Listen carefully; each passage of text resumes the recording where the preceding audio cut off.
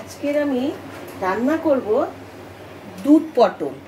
নারকেল পটলও বলা যায়, দুধ পটলও বলা যায়। আমি শুধু নারকেলের দুধ আর নারকেল কোরানো দিয়ে এটা বানাবো। সামান্য উপকরণ দিয়ে দই পটল খেয়েছেন, সর্ষে পটল খেয়েছেন, তিল পটল খেয়েছেন, মানে এগুলো আমার এই রেসিপিগুলো পরিমণি কিচেনে দেয়া আছে। আপনারা সাবস্ক্রাইব করে নেবেন, নিয়ে দেখতে পাবেন, প্রতিদিনের রান্না দেখতে পাবেন। আমি তার জন্য নিয়েছি পটল, কেটে নিয়েছি 4 পিস করে। একটা পটলকে লম্বা লম্বা করে 4 পিস করে কেটেছি। নারকেল কোরানো নিয়েছি, নারকেলের দুধ নিয়েছি, কাঁচা লঙ্কা, নুন, হলুদ আর কালো জিরে, শুকনো লঙ্কা, তেজপাতা আছে, সর্ষের তেল লাগবে, জল তো আছেই। আমি এখন গ্যাসটা জেলে তেলটা গরম হতে দেবো। এটা সর্ষের তেলে বানাবো আমি। তেলটা গরম হতে থাক, আমি এখন পটলটা নুন আর হলুদ ভালো করে মাখিয়ে নেব।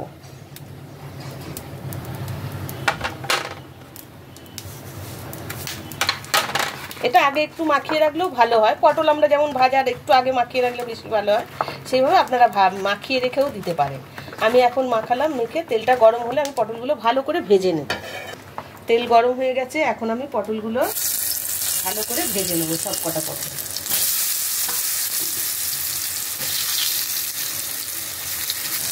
পটলগুলো ভাজা হয়ে গেছে, এখন আমি এগুলো তুলে নেব। সাধারণ উপকরণ দিয়ে করা, কিন্তু নিরামিষ খাবার। এটা ভালো লাগবে। নিরামিষ যেদিন থাকে, আমাদের সপ্তাহে একদিন প্রায় প্রতি বাড়িতেই নিরামিষ লাগে। তা নিরামিষ যেদিন হবে সেদিন করে দেখবেন, ভাতের সাথে, রুটি, পরোটার সাথেও খুব ভালো লাগে খেতে। এখন আমি তেলের মধ্যে দেবো কালো জিরে দেবো, আর দেবো নারকেলটা। নারকেল বেটে রেখেছি, সেইটা আমি এখন ভালো করে ভেজে নেব। এখন আমি এর মধ্যে দেবো সামান্য নুন দেবো। আমি নুন হলুদ দিয়ে ভেজেছি, এবার যতটুকু লাগবে দেবেন। আর দেবো হলুদ গুঁড়ো। এর মধ্যে মিষ্টি মিষ্টিও ভালো লাগে, কিন্তু আমাদের বাড়িতে কেউ মিষ্টি খুব একটা রান্নায় পছন্দ করে না, তাই আমি দিলাম না।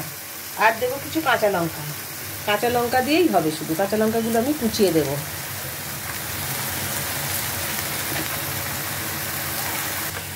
এখন একটু ভাজা ভাজা হয়ে যাক, তেল বেরিয়ে আসবে, তারপরে আমি দুধটা দেবো। দেখুন তেল ছেড়ে দিয়েছে, নারকেলটা আমার ভাজা ভাজা হয়ে গেছে। এর মধ্যে কাঁচা লঙ্কা দিলাম, নুন, হলুদ আর নারকেল। নারকেল একটু মিষ্টি মিষ্টি থাকে, তাও আপনারা একটু মিষ্টি দেবেন। এখন আমি পটলগুলো দিয়ে দেবো, দিয়ে একটু নাড়াচাড়া করব।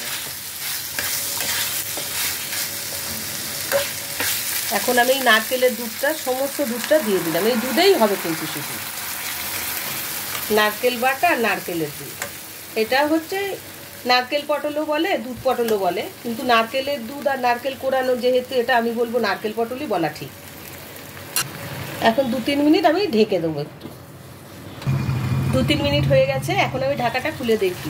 একদম রেডি হয়ে গেছে আমার নারকেল পটল। দেখুন একদম তেল ছেড়ে দিয়েছে, মাখো মাখো হয়ে গেছে। গ্যাসটা এখন বন্ধ করে দেবো, দিয়ে আমি আস্তে আস্তে এটা ঢেলে নেব। খুব টেস্ট হয় খেতে। রেডি হয়ে গেছে নারকেল পটল, একদম দারুণ টেস্টি খাবার। গরম ভাতের সাথে খেয়ে দেখবেন, খুব ভালো লাগবে।